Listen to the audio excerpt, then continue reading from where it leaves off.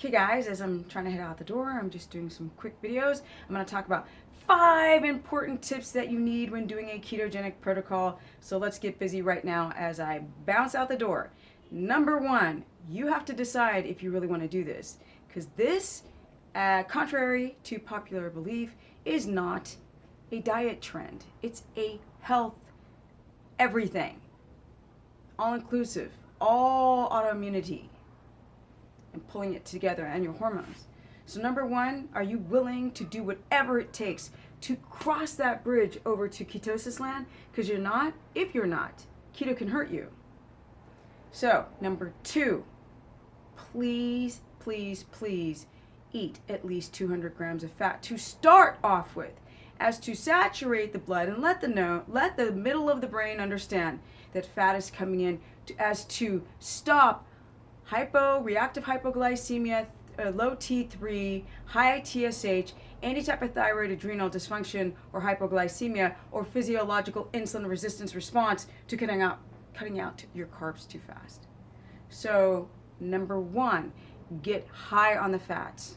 But I don't mean like coconut oil and peanut butter. We're talking animal fat, we're talking butter if you don't have a histamine intolerance, grass-fed, or ghee if you do, clarified butter, or lard, or duck fat, or goose fat, or beef tallow. Because animal fats are the most important in long-term keto adaptations.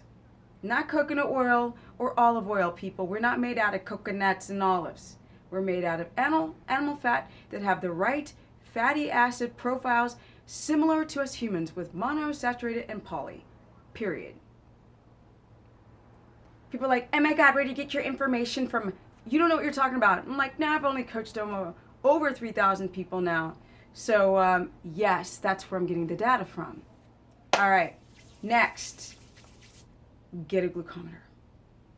Well, you have to get your macros on point, fleet correct, right? It's actually like 2 to 350, but I get people to start off at 200 grams of fat to start off with, split up throughout the day. Now, you also have to understand, so number 2, get a glucometer to understand how to measure your blood sugar and your blood ketones, and know when to measure them, because you guys are measuring your blood ketones later in the day, and it just doesn't matter by then.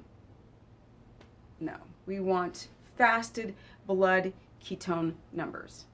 All right, and I've done videos on how to test blood sugar and when, because it's not just fasted. All right, the next thing you need to do is make sure you've got enough electrolytes, because a lot of you guys are not getting enough potassium in, or magnesium. I'm shocked. People are eating like cream cheese freaking pancakes, and they're like, oh my God, I'm ketotic, I lost like this many pounds. Keto is not weight loss, people. It's about trying to get your brain to understand ketones, because if you don't, you might create metabolic damage. And now there's content out there that's conflicting, saying that ketogenic protocols can be bad for you because people are doing it the wrong way. And understand that your blood sugar needs to be between 69 and 80 milligrams per deciliter, or 4.0 to 4.4 millimolars in blood sugar. And your ketones must be between a 1.8 to a 3.0. And you have to have the symptoms of being ketotic. So you've got to journal all your symptoms. Your gut has to be functioning, the pipes, right?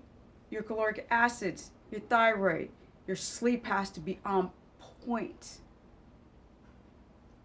Which leads me to like the 4th one, I think, which is you have to follow a circadian rhythm and get into enough deep REM cycles throughout the night. Now, you should have 5, but remembering around 3-ish dreams a night would be rock star of really repairing the body and getting the liver, and get that nice healthy liver to convert body fat into ketone bodies, which can get into the Krebs cycle in your brain.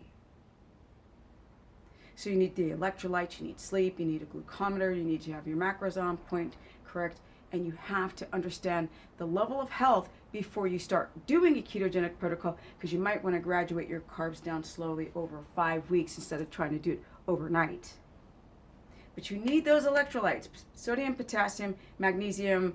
Now you can get potassium from avocados and spinach, but a lot of people have latex allergies from the avocados, and they might have histamine problems from the spinach.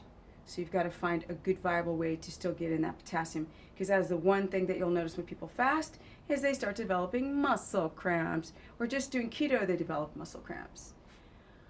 All right, guys, I think that's 5 of my top tips on doing keto. Of course, it's to get rid of the cheese, the nuts, and the caffeine, and to find out if you've got hypoglycemia, because I've got protocols on how to do that, and I think I'm going to do a video next on how to deal with keto and hypoglycemia.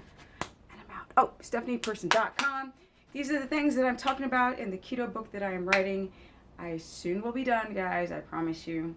And I'm out. Stephanie Person, Stephanie the business person, because oof, that's the business. My Facebook fan page, Stephanie Ketogenic, on my Instagram, and